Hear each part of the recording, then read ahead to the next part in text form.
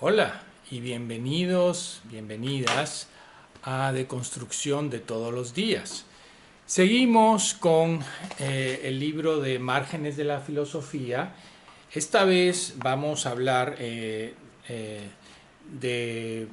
una sola entrega sobre los fines del hombre.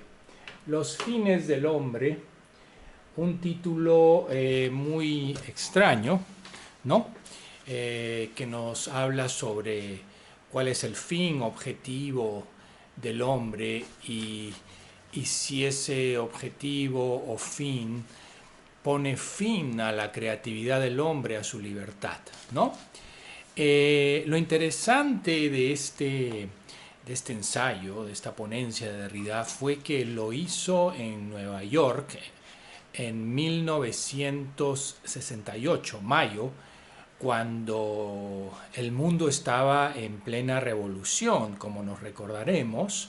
Bueno, aquellos que tienen mi edad lo recordaremos más, eh, pero en Berkeley, en la Sorbona, tanto en Europa como en Estados Unidos, muchas universidades se rebelaron, se sublevaron, e incluso entraron a la universidad las fuerzas armadas, las fuerzas policiales, etcétera.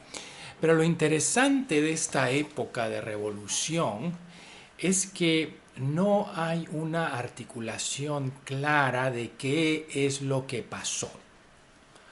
¿Qué es lo que ocurrió? Algunos dicen que bueno, que la izquierda se estaba rebelando, que iba a haber un pacto entre la clase trabajadora en Francia y los gobernantes, y otros decían que bueno, era una marcha por la paz, por el amor, etcétera. Se une todo lo que pasa en esta coyuntura, la guerra, las diferentes guerras en contra del comunismo, ¿no? Eh, Muchas de ellas empezadas por Estados Unidos, o casi todas, ¿no? Y bueno, toda esta corriente existencialista después de la Segunda Guerra Mundial, y etcétera. Pero lo interesante es que esta revolución, digamos, era todo eso y nada en específico, ¿no? Entonces quizás, o sea, en el sentido de que nada específicamente porque no hay una articulación en el cual uno diga, miren, la juventud del 1968 se estaba rebelando contra esto.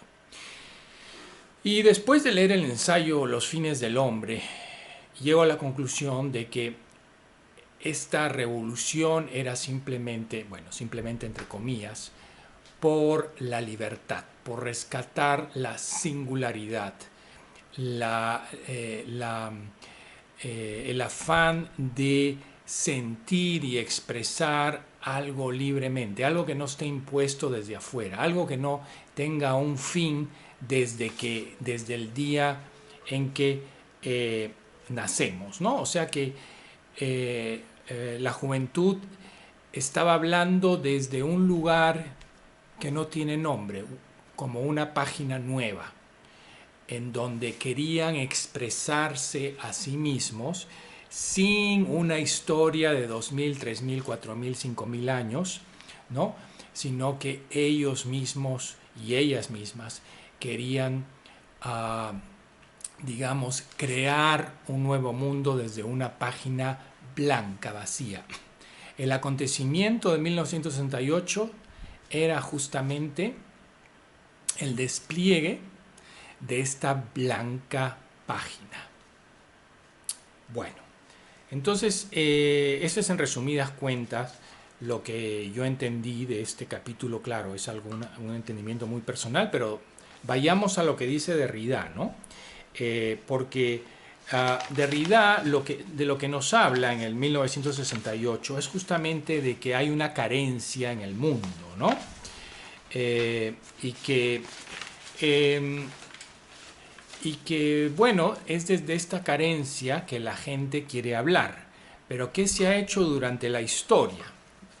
Bueno, se supone que tenemos una conciencia, un alma, ¿no? Y según Hegel, esta conciencia y esta alma, desde aquí, el alma se releva. ¿Y qué pasa cuando se releva? Bueno, entonces ahí hay toda una fenomenología del relevo, una fenomenología antropológica, o sea, qué escribe el hombre, la mujer, la humanidad en ese relevo del alma, ¿no? Se releva el hombre, ¿para qué? Se releva el alma del hombre, esta alma blanca, sin escribir, ¿no? ¿Para qué? Para darle un fin propio. ¿No? Al igual que vimos en el capítulo en donde Hegel dice que en realidad no tocamos a la naturaleza, sino a la naturaleza la relevamos y hacemos una dialéctica de la naturaleza, ¿no?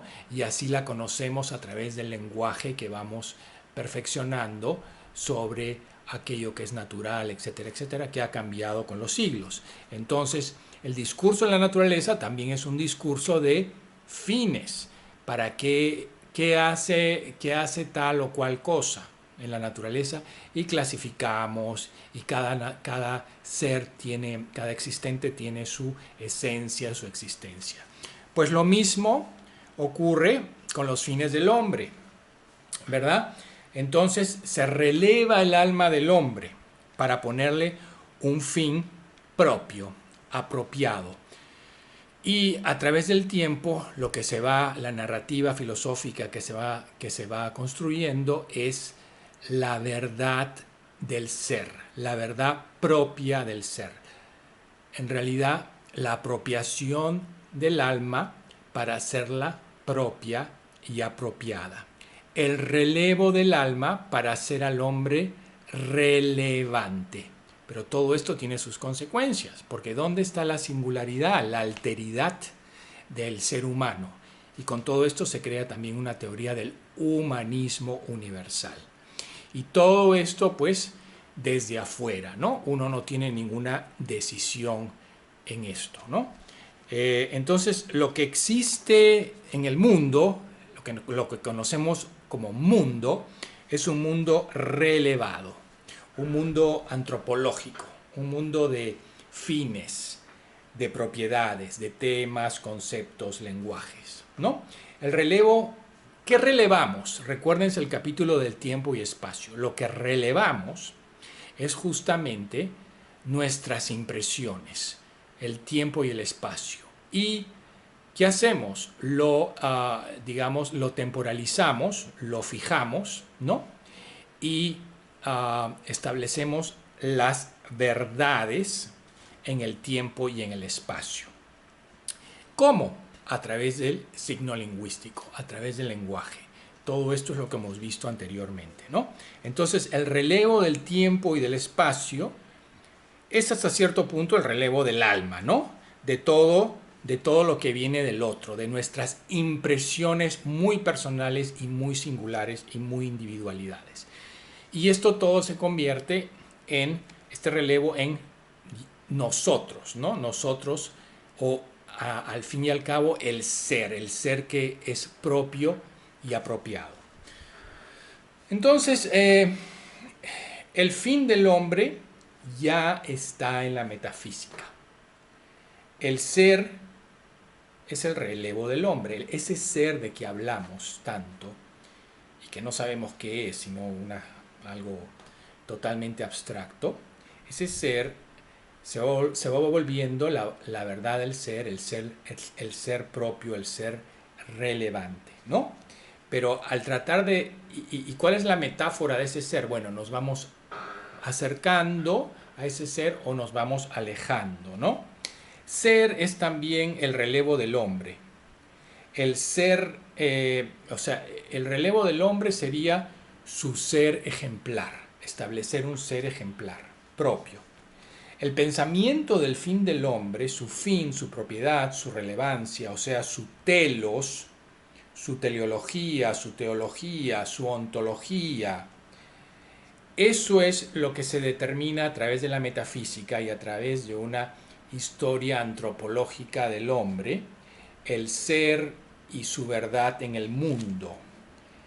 todo esto ya está implícito e implicado en la metafísica, en el discurso del eidos griego. ¿Qué es el eidos? Bueno, la división entre lo sensible y lo inteligible.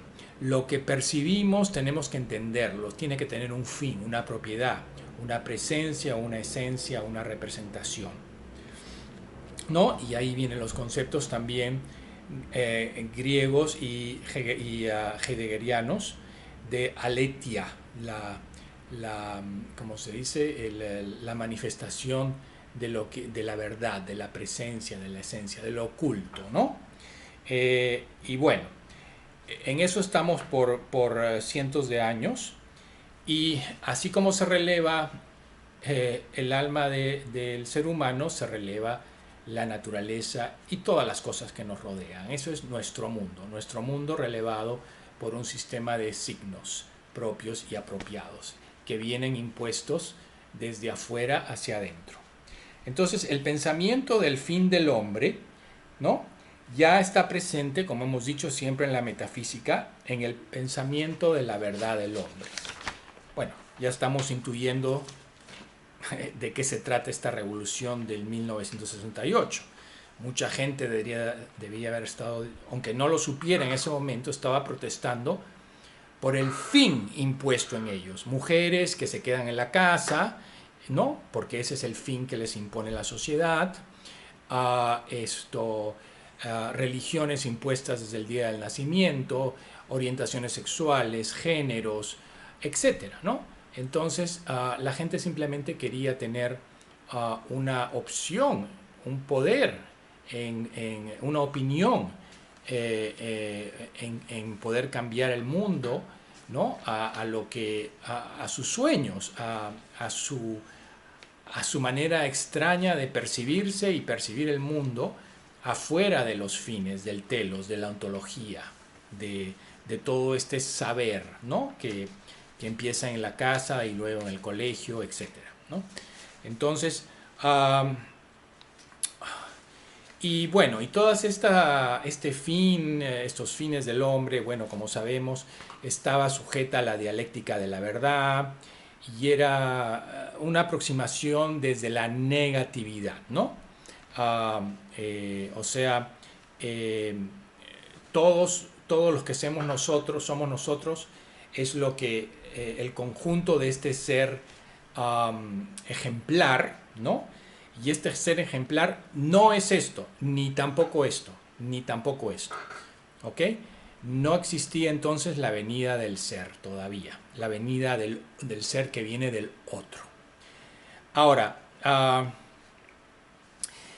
y para todo este relevo se necesita una conciencia. ¿Pero qué es la conciencia? ¿No? ¿Qué es la conciencia? La conciencia es algo que no, si bien nos ayuda a pensar y a ver qué nos rodea, la conciencia en sí mismo no es algo presente, no es algo igual a sí mismo. O sea que para escribir los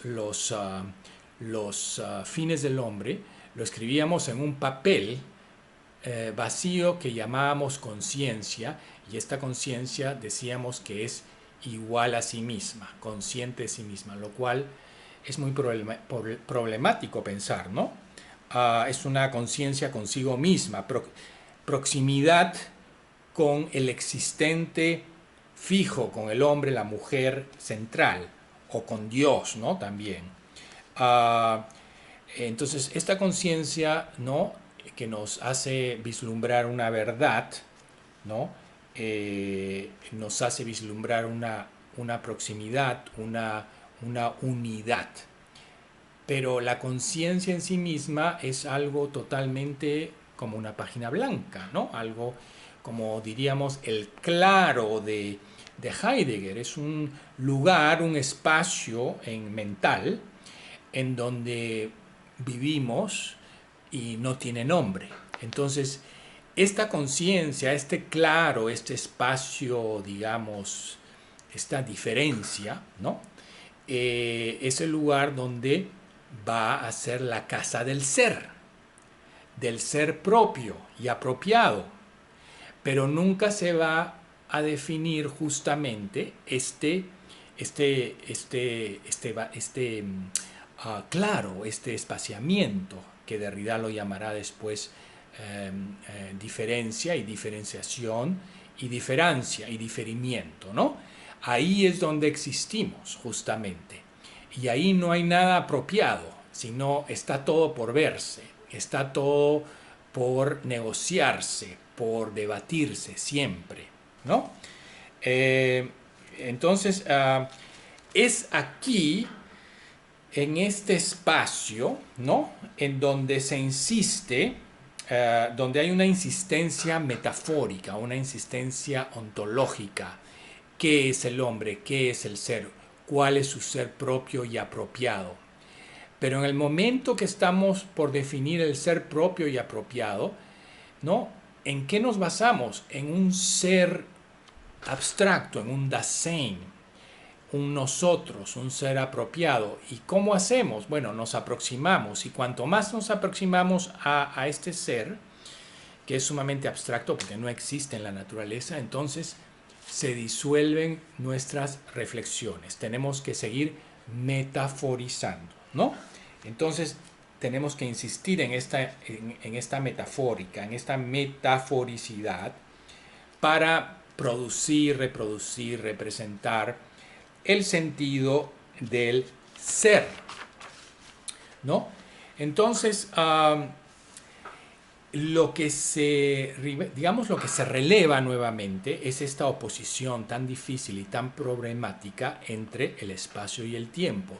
Esta diferencia, este diferir, este diferimiento entre el espacio y el tiempo, que es una apertura, un espaciamiento que ya, digamos, en el momento que se trata de pensar en eso, ya no pertenece ni al espacio ni al tiempo, sino que pertenece al espacio de la diferencia.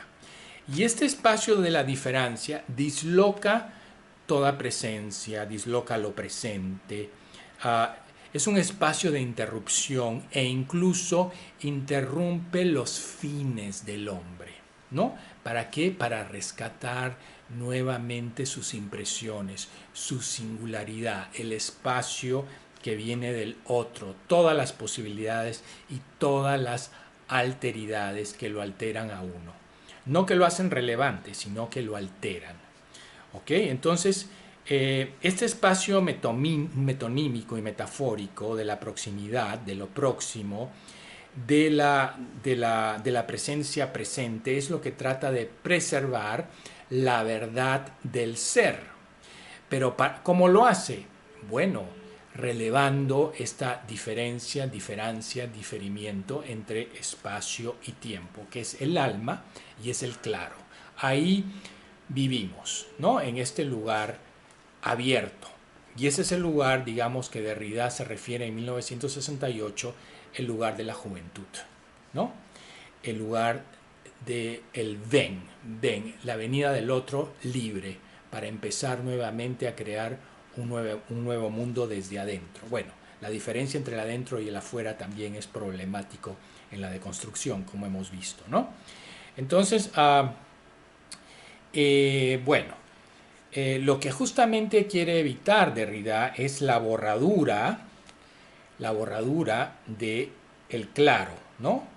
Porque lo que hace del claro, del espaciamiento, de différance, porque lo que hace el presente existente, que nos hace existir, que hace que haya, es justamente, ¿no? Creando una proximidad que también se borra, porque vamos a crear una proximidad hacia el ser, pero el ser nunca es, el ser no existe, el ser es una abstracción. Entonces se borra en el momento que se anuncia la cuestión del ser en su lugar, de la propiedad, el ser en su lugar propio, ¿no? El ser en su lugar de la propiedad, de la morada, etc. Entonces la casa del ser es siempre una casa en la cual nos aproximamos o nos alejamos. Pero nunca se ha planteado, creo que Nietzsche, según Derrida, planteó vivir fuera de la casa, bailar fuera de la casa del ser. Eso lo vamos a ver en un rato. Entonces, este espaciamiento justamente es el que quiere borrar toda esta filosofía del relevo, ¿no? El relevo, y en el relevo se marcan los fines del hombre, ¿no? Y se empieza a metaforizar cuáles son los fines del hombre a través de lo propio y la aproximación de la verdad del ser, ¿no? Entonces, y esto nunca pasa, como hemos dicho, porque el ser está más allá de todo existente, ¿no? El ser es justamente, si es justamente différence, la diferencia, el claro. El ser es, ya Derrida no lo trasciende, sino que esto que llamamos ser es una metáfora de espacialidad, de espacio, de espaciamiento, ¿no? Y es una cuestión lingüística que Derrida ya no trasciende en un Dasein que está por encima, más allá de todo ser, ya no, sino que es un espacio de diferencia y diferimiento que es lingüístico y que es el lugar de los acuerdos y los desacuerdos y de los debates, ¿no? Por eso Derrida siempre habla de la democracia por venir. Entonces, este fin del hombre, ¿no? En 1968, quizás Derrida dice, ha llegado a su fin, o es, no solamente ha llegado a su fin, sino que ahí está la aforía, es el hombre es el propio fin, es su fin del pensamiento del ser y no puede salirse de ese círculo. El fin del hombre es el fin del pensamiento del ser. El hombre es su propio fin. El ser es su propio fin. Justamente de esa reverberancia es desde donde la cual Derrida nos quiere sacar. Y por eso cita a Nietzsche, ¿no? Porque Nietzsche dice hay dos tipos de hombre, el hombre superior y el superhombre. El hombre superior es el que siempre está próximo a la señal del signo, que es lo que hemos dicho, ¿no? Y el superhombre es el que baila, que quema todos los textos del ser, ¿no? Y es el que baila fuera de la casa del ser, de la verdad del ser, ¿no? El superhombre de Nietzsche apela al olvido activo del ser, un olvido muy diferente al de Heidegger, el cual olvida el claro solamente para relevarlo y generar un nuevo ser ejemplar, ¿no? Lo cual vimos en la Segunda Guerra Mundial y todos los peligros que ofrece este ser ejemplar, este Dasein alemán, nazi, ¿no? Que es lo que se fabricó hasta cierto punto, ¿no? Se podría decir.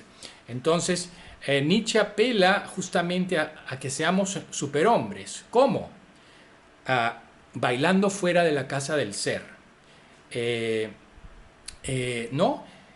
Y esto, en vez de seguir metaforizando en esta verdad del ser, en vez de seguir en esta cercanía de un ser que se va disolviendo conforme más cerca estamos de él, ¿no?